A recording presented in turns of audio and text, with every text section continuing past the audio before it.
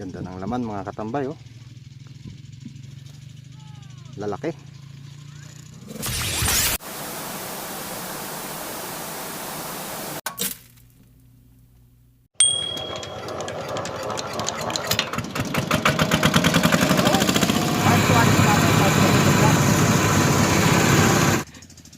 What's up mga katambay? Kumusta po kayong lahat? So today is the day na dumating na yung araw na pinakahintay naming mga buhay magsasaka. Ay tinatawag na pag-aani. Pag-aani ng mga sibuyas. So samahan nyo kami mga katambay sa pag-aani natin na ito. So sa part na to, inuuna lang po natin yung mga sibuyasan ni tatay kasi mas nauna to. Pagkatapos nito, diretso po dun sa ating mga sibuyasan sa kabila. So tutulong muna tayo din sa pag-aani na to para medyo mapadali kasi medyo madilim ang panahon mga katambay. Sana wag namang umulan. Kasi pag naabutan ng ulan o mabasa itong sibuyas, so pangit din naman, malulusak. So tutulong tayo mga katambay, bubunot tayo at dahil sa pag-aani nito mga katambay, kailangan kasing tanggalin yung mga dahon ng sibuyas at mismong yung laman lang ang kukunin natin sa pag-aani. Tapos pagkaputol, diretso sa red bag. At good news sa mga katambay, sa lahat ng mga nagsibuyas ngayon, good price po tayo lahat. Salamat po. Tara mga katambay, samahan nyo kami sa sa pag-aani na to, sa episode na to. Sama natin ating buntong kapatid, si Joy, saka sa siyempre ating cameraman na si Let's go! Putol Ryan. So tingnan nyo. Okay, ito yung mga sibuyas ni tatay. Maayos din ng malalaki. Ito. Yun yung mga tambay. Sa pag-aani po ng sibuyas mga katambay, so kailangan nating mag-upad din ng mga tauhan kasi medyo marami yung bubunutin. Pag natapos to, diretso naman doon sa ating sibuyasan kasi inuna tong sibuyasan ni tatay.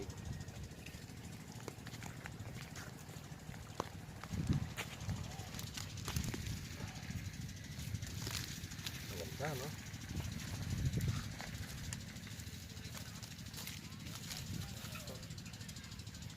Medyo mabaho nga lang kapag nag-aani ka ng sibuyas. Mabaho sa kamay ito.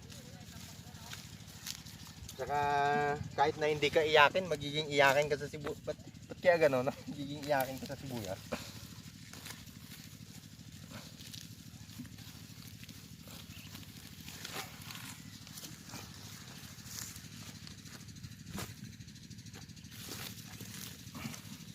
Dahil maganda ang presyo ng sibuyas mga katambay, hindi na kailangang pili-pilian to sa yung mga sizes niya. Dati kasi kapag medyo mahirap ang presyo, kaya mababa ang presyo ng sibuyas, pinipili-pili pa to o tinatawag na sinasalandra. Ngayon medyo okay ang price, pagkabunot diretso timbang na.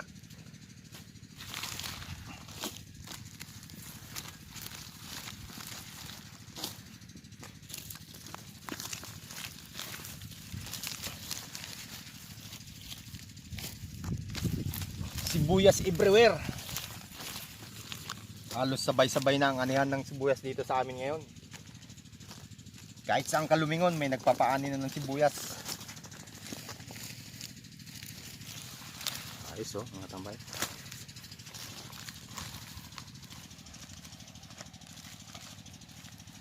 Putol na sila. Sa inyo to? Okay.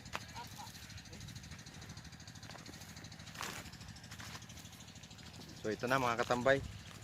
Pagkaputol, diretso na sa red bag. Maganda to sa jukan, no?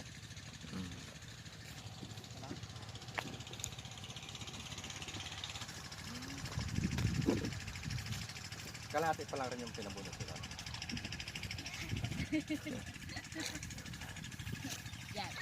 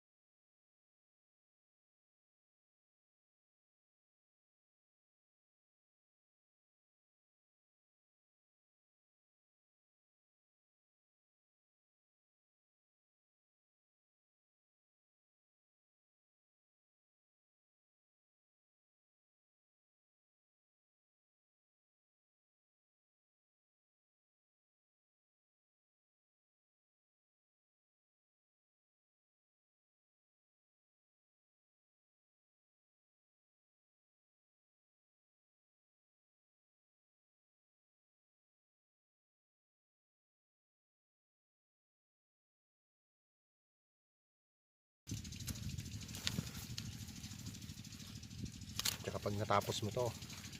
Kabango sa kamay. Aroy! Amoy Bombay! Ito.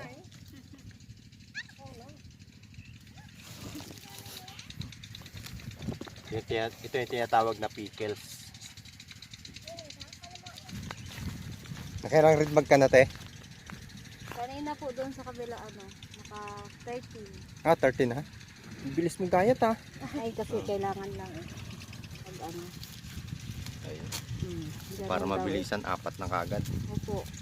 Para hindi yan. Yan. Mabilis nga naman pag 4-apatin mo. Opo. Pala na pag malalaki ang kamay. Oo. Kasi siyempre yun.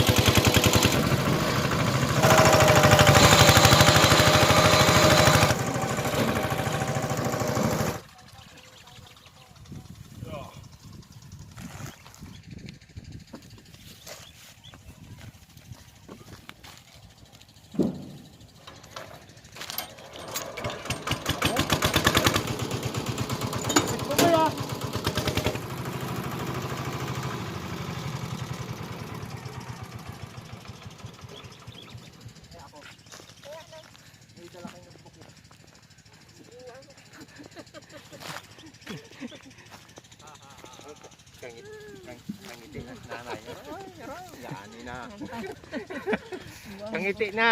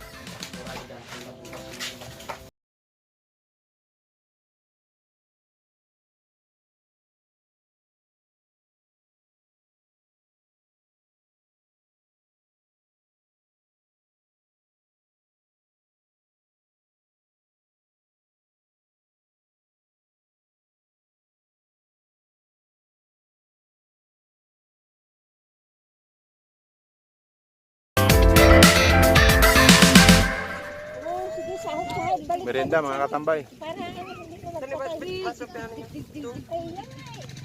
Boy, again, boy! May rescuer ah.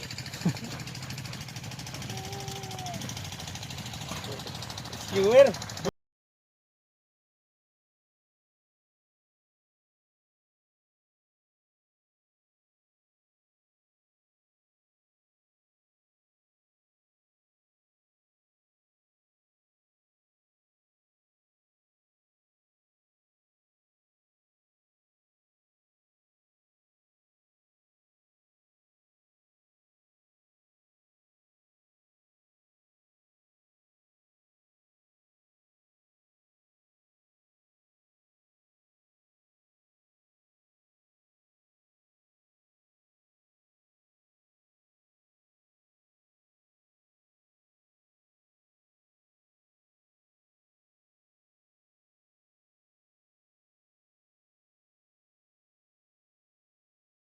Na chariot. Hindi lang pang tiles, pang sibuyas din.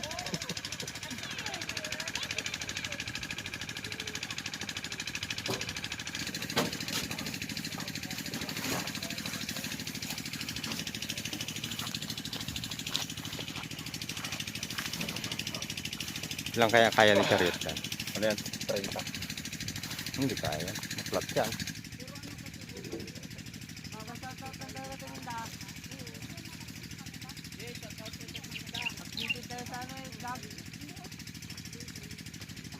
Isang biyahe na lang lahat yan.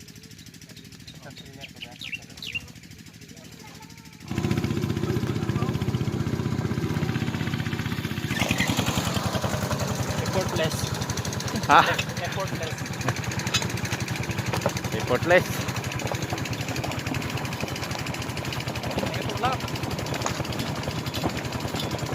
May isa pa doon pala oh. Isa pang naiwan, yun. Isang red bag.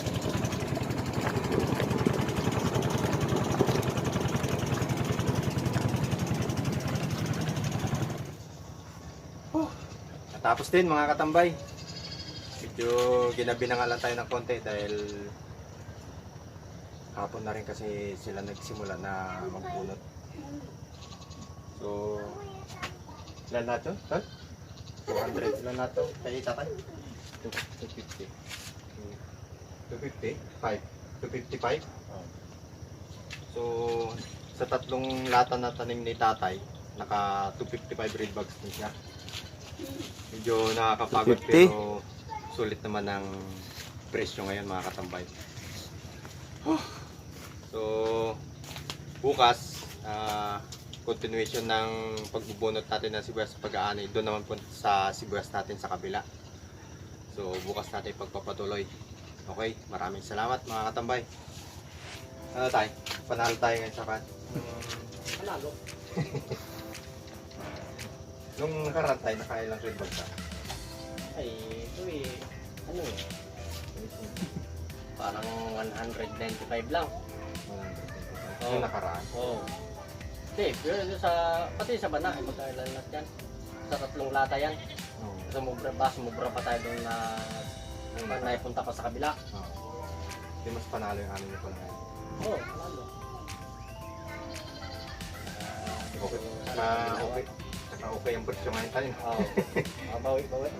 Yung logi nung tag-ulan, yung ng baga ng palay. Eh, dito nakabawi. Medyo okay. Mabuhay po tayo lahat ng mga magsasaka. God bless.